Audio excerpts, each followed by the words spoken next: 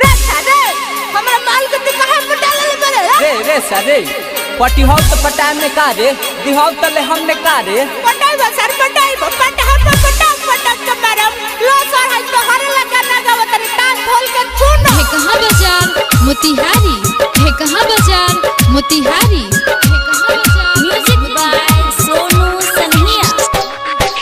जवन चढ़ल माल पर चढ़ी जियते अगिया में उजरी जाके पीएमसीएच में मरी सोचत रही हर घड़ी फेन कवनो पर चढ़े से डरी एके बार में भूल जाई सारा फेन न कबो होई खारा कही कि अब ना फेरा में परम दूसरा के माल पर अपना चढ़म भले हम रह जाई मौका से कबो न जाई न दूसरा के पास याद कल सभे भाई फेर न कबो हम बताई सोनू कुशवाहा स्टूडियो कटसा है कहां बाजार मोतिहारी ना जाने का करे के परी दुख हो जाई दोहरी ते हरी सुनी तो छोरी के चल जाई में हरी जिंदगी हो जाई बर्बाद बंद हो जाई बिया खाद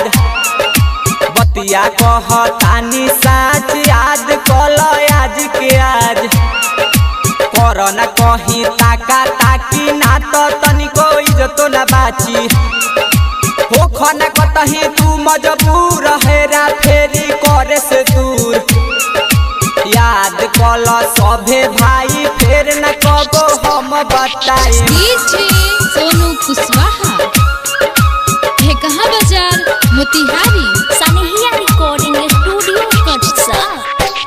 जाला सभे देखलू भाई बाद में जाला ठोकर खाई सोची के कोहे माई रे माई चढ़ल जवानी के काबू कके भले सुतल तकिया थके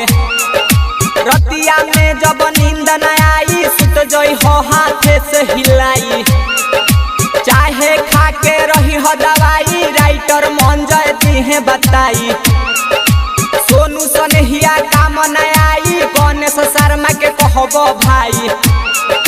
जवन हमर गाना न सुनी जाके सरवा गरहा में गिरी याद कल राइटर तेज फेर न कबो सनहिया बताई।